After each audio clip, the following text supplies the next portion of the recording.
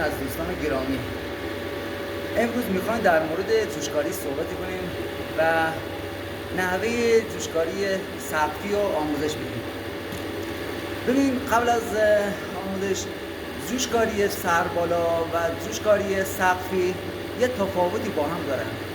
جوشکاری سربالا با آمپر پایین جوشکاری میکنن، ولی جوشکاری سقفی با آمپر بالا. و به خاطر اینکه جوشکاری سربالا همون CF به منظور اینکه اگر با برق بالا جوشکاری بشه پلیت شما یا قطعه شما خورده میشه، به منظور که یعنی پروسیتی میشه.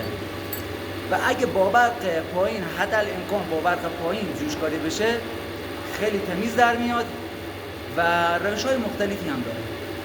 جوشکاری سقفی هم همینجور، باید با برق بالا جوشکاری بشه، جوشت هم به قول من طوری بشه که انبرت نچسبه به قطعه.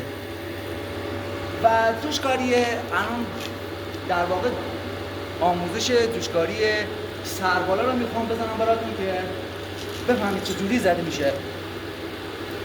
ببینید دوستان، جوشکاری سقفی چندین نمونه داریم برای فولجوش کردن جوشکاری سقفی.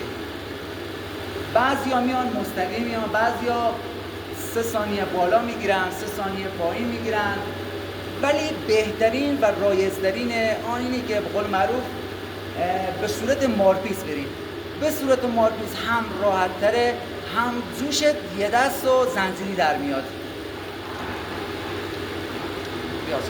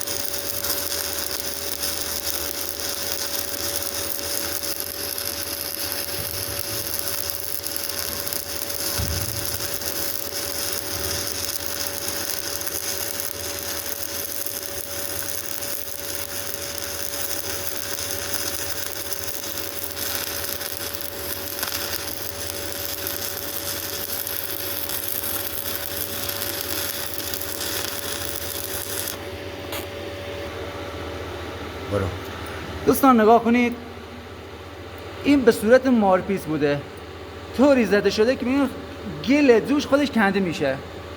ببینید گل جوش وقتی آهسته و پیوسته برید به این صورت زده میشه.